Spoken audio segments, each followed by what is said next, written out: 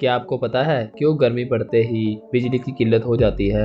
क्यों हर साल इन्हीं महीनों में हमारे घर की बिजली गुल हो जाती है? जो आप जानने के लिए बने रहिए वीडियो के एंड तक। तो दोस्तों, मेरा नाम है अमन। चलिए शुरू करते हैं बिना किसी देरी के।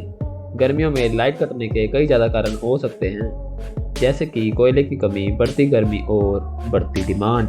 सबसे पहले बात करते हैं शॉर्टेज ऑफ कोयल की।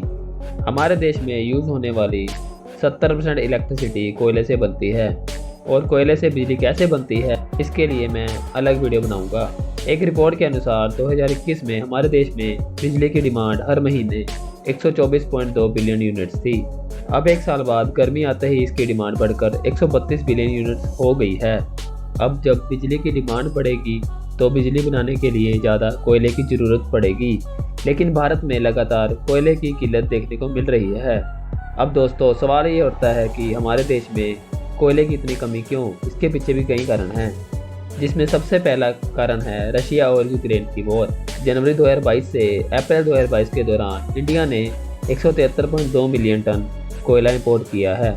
वहीं 2020 में इंपोर्ट किया गया कोयला 207.235 मिलियन टन था, यानी कि इस साल भारत में पिछले साल की तुलना में करीब 16.4% कोयला इंपोर्ट हुआ है।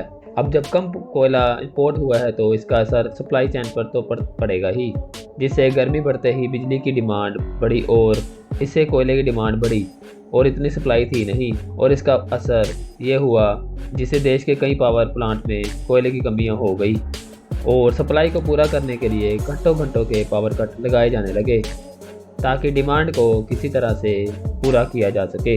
इसके अलावा देश में कोयले की कमी होने का एक और कारण है।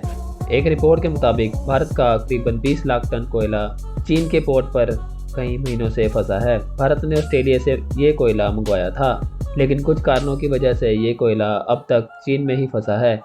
ये कोयला छूटकर भारत आ जाए तो सप्लाई चेन को सुधारा जा सकता है। Number 2, increase electricity demand. गर्मियों में बत्ती गुल होने की दूसरी सबसे बड़ी वजह है डिमांड का बढ़ना।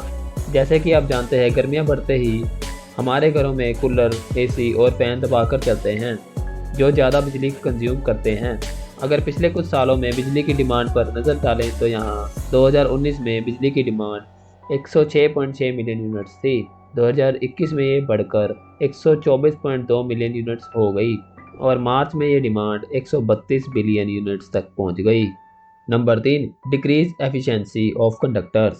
इसके अलावा लाइट कटने का एक रीज़न यह भी हो सकता है कि गर्मियों के दिनों में हमारे घर तक बिजली पहुंचाने वाले कंडक्टर की एफिशिएंसी कम हो जाती है। जैसे कि आपको पता होगा, हमारे घर तक बिजली सब स्टेशन के ज़रिए आती है, जो हमारे घर से काफ़ी दूर होते हैं।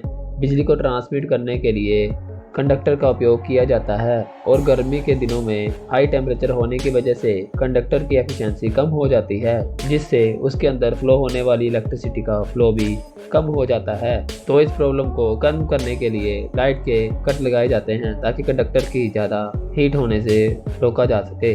Number 4, increase demand in cities. गर्मियों में पावर कट लगने के लिए सबसे बड़ी चौथी प्रॉब्लम है, जो यह है कि कई बार मेट्रो सिटीज़ में इलेक्ट्रिसिटी की डिमांड बढ़ती है, तो उसे पूरा करने के लिए रूरल एरिया के सब स्टेशन या पड़ोसी राज्यों से बिजली मांगी जाती है। ऐसे में इन छोटे सब स्टेशन की लाइट को काट दिया जाता है और सिटी में ट्रांसफ़र कर दी जाती है, जिसके कारण घरों की बिजली कुछ वक्त के लिए गुल हो जाती है। इन 4 पॉइंट्स की मदद से आपको पता लग गया होगा कि गर्मियों में इतने पावर कट क्यों लगते हैं। आज की वीडियो में सिर्फ इतना ही। ऐसी अमेजिंग वीडियोस के लिए चैनल को सब्सक्राइब करें और वीडियो को लाइक करें। Thanks for watching.